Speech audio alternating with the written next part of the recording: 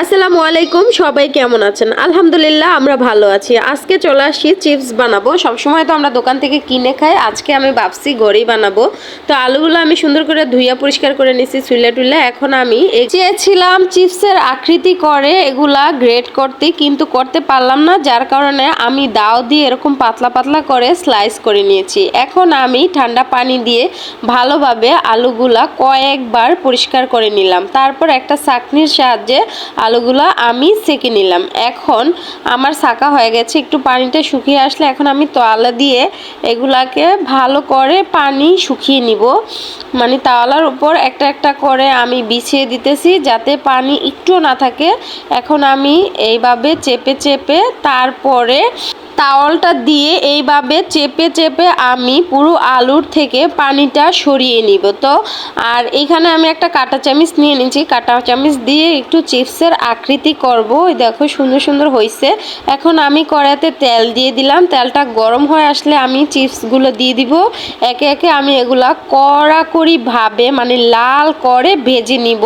দেখো চিপসগুলা কত সুন্দর ভুটভুটি আসতেছে, মানে চিপসগুলা ভাজা হচ্ছে। কিছুক্ষণ ধৈর্য ধরে উল্টে পাল্টে এগুলাকে ভালো করে ভেজে নিতে হবে। একেবারে বাদামি কালার না আসতে এগুলো আমি উঠাবো না। এই দেখো খুব সুন্দর কালার চলে আসছে। এখন আমি এগুলা উঠায় নিব এই ছাঁকনির সাহায্যে। একটা প্লেটে আমি দুইটা টিস্যু সুন্দর করে বিছিয়ে রাখছি। এখন এই প্লেটের উপরে মানে টিস্যুর উপরে চিপসগুলা দিয়ে দিব, যাতে যে এক্সট্রা তেলটা আছে সেটা টিস্যুটা খেয়ে ফেলে। দেখো কেমন তেল থাকে।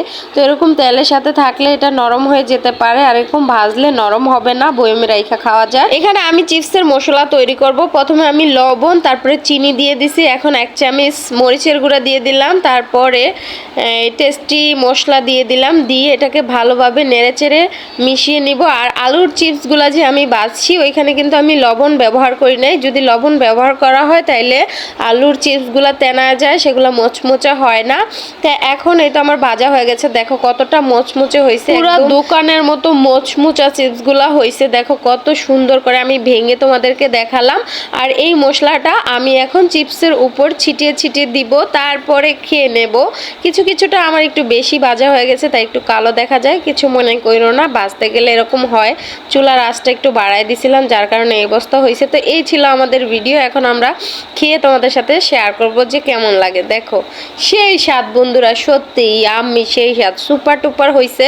তবে আমি যদি আরেকটু খেয়াল করতাম তাহলে আমার চিপসগুলা এরকম বেশি কালার হয়ে যেত না। মানে লাস্টের খোলাটা আমার একটু বেশি ভাজাভাজি হয়ে গেছে, কিন্তু প্রথম দুই খোলা আমার ঠিক ছিল। তো এখন বান্ধবী নিয়ে মেয়েকে নিয়ে আমি চিপস খাচ্ছি। তোমরা দয়া করে আমার পেজটাকে ফলো দিয়ে লাইক দিয়ে ভিডিওটা শেয়ার করে দাও। সবাই ভালো থাকো, আমাদের জন্য দোয়া করো। আল্লাহ হাফেজ, বাই বাই, টাটা। সবাই চলে আসো, খাওয়াবো তোমাদেরকে চিপস কুরকুরে।